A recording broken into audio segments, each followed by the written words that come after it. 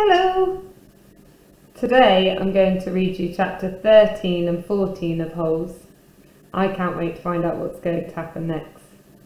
Hopefully they find something. All too soon, Stanley was back out on the lake, sticking his shovel into the dirt. X-Ray was right. The third hole was the hardest. So was the fourth hole, and the fifth hole, and the sixth, and the... He dug his shovel into the dirt. After a while, he'd lost track of the day of the week and how many holes he'd dug. It all seemed like one big hole, and it would take a year and a half to dig it. He guessed he'd lost at least 5 pounds. He figured that in a year and a half he'd be either in great physical condition or else dead. He dug his shovel into the dirt. It couldn't always be this hot, he thought. Surely it got cooler in December.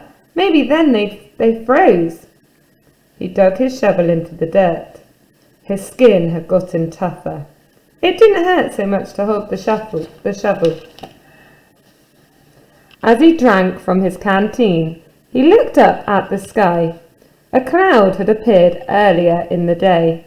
It was the first cloud he could remember seeing since coming to Camp Green Lake. He and the other boys had been watching it all day, hoping it would move in front of the sun.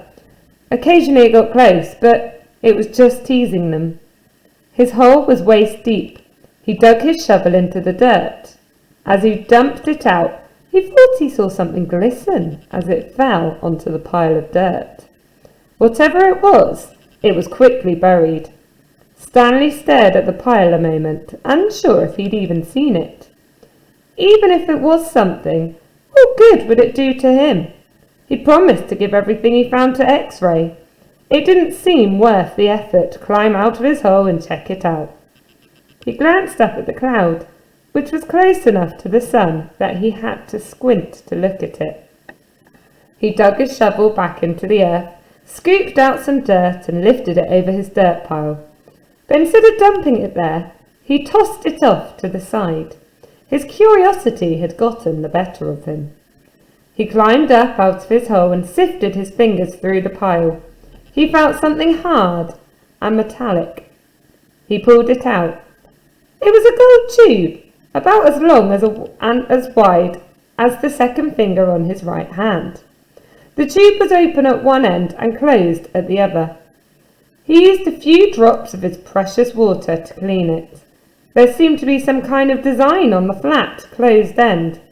He poured a few more drops of water on it and rubbed it on the inside of his pants pocket. He looked again at the design engraved into the flat bottom of the tube. He could see an outline of a heart with the letters KB etched inside it. He tried to figure out some way that he wouldn't have to give it to X-Ray.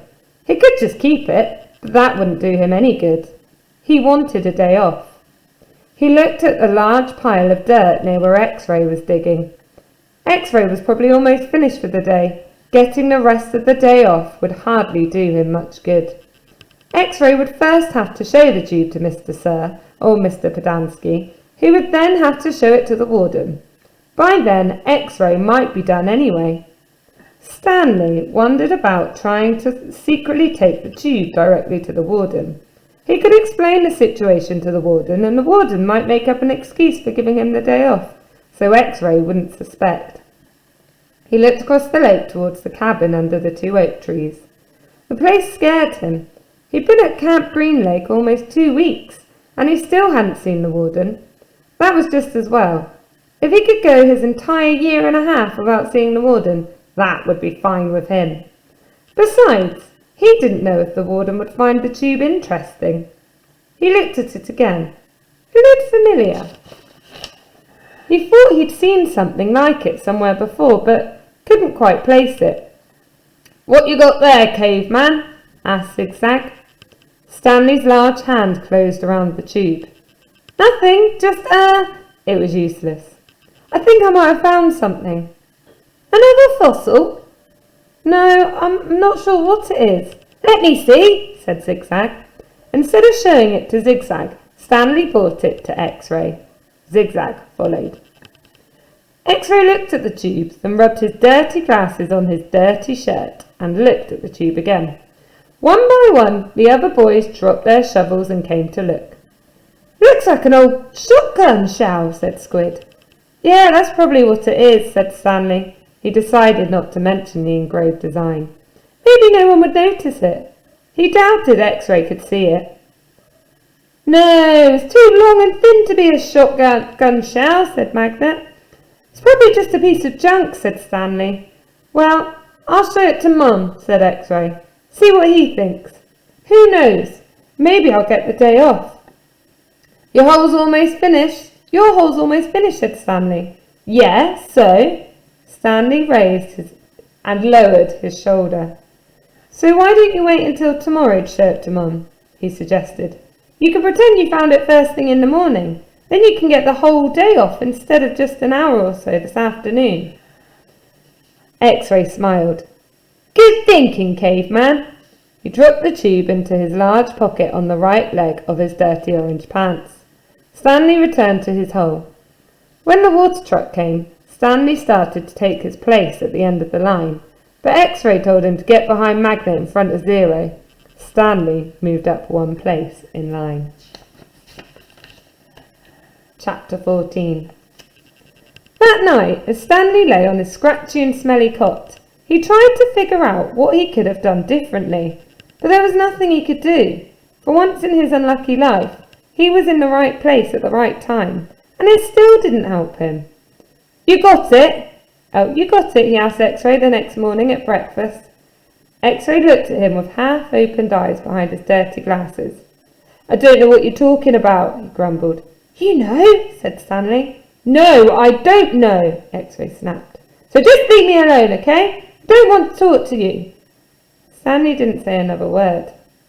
Mr. Sir marched the boys out to the lake, chewing sunflower seeds along the way and spitting out the shells. He scraped the ground with his boot heel to mark where each boy was supposed to dig.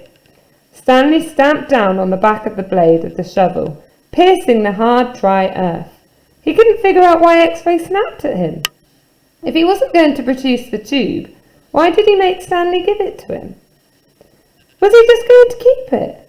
The tube was gold in colour, but Stanley didn't think it was real gold. The water truck came a little after sunrise. Stanley finished his last drop of water and stepped up out of his hole. At this time of day, Stanley sometimes could see some distant hills or mountains on the other side of the lake. They were only visible for a short while, and would soon disappear behind the haze of heat and dirt. The truck stopped, and the dust cloud drifted past it. X-Ray took his place at the front of the line. Mr. Pedansky filled his canteen. "Thanks, Mum," X-Ray said. He didn't mention the tube. Mr. Pedansky filled all the canteens, then climbed back into the cab of the pickup. He still had to bring water to Group E. Stanley could see them digging about 200 yards away. "Mr. Pedansky!" X-Ray shouted from his hole. "Wait! Mr. Pedansky, I think I might have found something." The boys all followed Mr. Pedansky as he walked over to X-Ray's hole. Stanley could see the gold tube sticking out with some dirt on the end of X-Ray's shovel. Mr. Pedansky examined it and took a long look at its flat bottom. "I think the warden's going to like this." "Does X-Ray get the day off?" asked Squid. "Just keep digging until someone says otherwise," Mr. Pedansky said. Then he smiled. "But if I were you, Rex, I wouldn't dig too hard." Stanley watched the cloud of dust move across the lake to the cabin beneath the trees. The boys in Group E were just going to have to wait. It didn't take long for the pickup truck to return. Mr. Pedansky stepped out of the cab. A tall woman with red hair stepped out of the passenger side. She looked even taller than she was, since Stanley was down in his hole. She wore a black cowboy hat and black cowboy boots, which were studded with turquoise stones. The sleeves on her shirt were rolled up, and her arms were covered with freckles, as was her face. She walked right up to X-Ray. "This where you found it?" "Yes, ma'am." "Your good work will be rewarded." She turned to Mr. Pedanski. Drive X-Ray back to camp. Let him take a double shower and give him some clean clothes. But first, I want you to fill everyone's canteen. I just filled them a while ago, said Mr. Pedanski. The warden stared at him. Excuse me, she said. Oh, excuse me, she said. Her voice was soft. I just filled them when Excuse me, the warden said again. Did I ask when you last filled them? No, but it's just excuse me. Mr. Pedanski stopped talking. The warden wiggled her finger for him to come to her. It's hot, and it's only going to get hotter, she said. Now these fine boys have been working hard. Don't you think it might be possible that they might have taken a drink since you last filled their canteens? Mr. Pedanski said nothing. The warden turned to Stanley. Caveman, will you come here, please? Stanley was surprised she knew his name. He'd never seen her until she stepped out of the truck. He didn't even know the warden was a woman. He nervously went towards her. Mr. Pedanski and I have been having a discussion. Have you taken a drink since Mr. Pedanski last filled your canteen? Stanley didn't want to cause any trouble for Mr. Pedanski. I still got plenty left, he said. Excuse me. He stopped. Yeah, I drank some. Thank you. May I see your canteen, please? Stanley handed it to her. Her fingernails were painted dark red.